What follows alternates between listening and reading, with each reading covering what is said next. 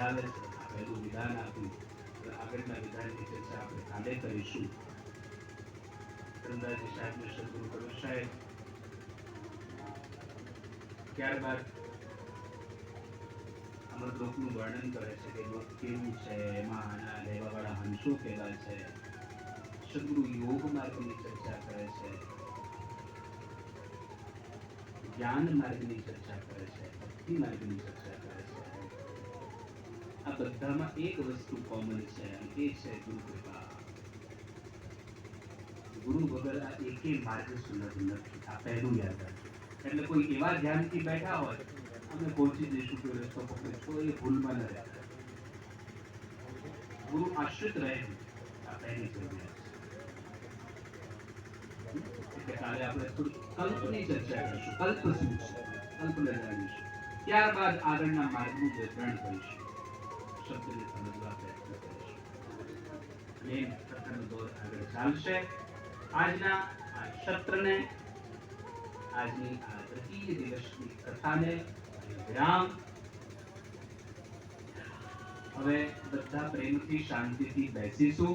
આજે તૃતીય દિવસનું જે ભોજન છે એ ભોજન અમારા ગામ એવા લુખાવાડા ગામ માધ્યમથી આજના દિવસનું તૃતીય દિવસનું ભોજનનું આયોજન છે. એટલે અમારા લુખાવાડા ગામના ભક્તો સેવામાં એ ભક્તો હશે, બધાને જમાડવામાં પ્રેમથી. એટલે એ લોકો જે રીતની વ્યવસ્થા કરે ને એ રીતે પ્રેમથી જમજો. પડાપડી કરતા નહીં. કદાચ ભાઈઓ બહેનોની ગોઠવણ અલગ અલગ થઈ છે, મારી અલગ બહેન અલગ. પ્રેમથી શાંતિથી જમજો, પડાપડી કરતા નહીં. પ્રસાદ આજે અમારા લુખાવાડાના ગામના લોકોએ નક્કી કર્યું કે આ બધાને માલપુઆ ખવડાય.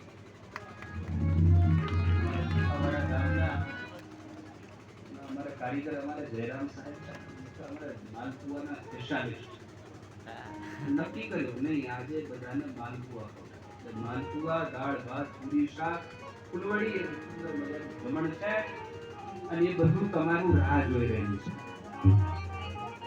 માલપુઆ તમારી રાહ જોઈ છે. આવે આવે મને ખાવા વાળો આવે, રાહ જોઈ છે. તમે ચિંતા કરતા નહીં, એ તમારી રાહ જોઈ છે. તમે પડાપડી કરતા નહીં. બીજું બગાડ ના થવું જોઈએ. પીરસવા વાળાને કહેવાનું, જે આગેવાન છે લોકોને કહેવાનું કે માપનું આપો, એક માલપુઆ આપો, બધાને આપો, એક આપો. ખાય બે આપો, ચાર ખાય ચાર, 6, 8, 10 જેટલા ખાવા એટલા. પણ બગાડ થવો નથી. રહીએ પ્રેમથી પ્રસાદ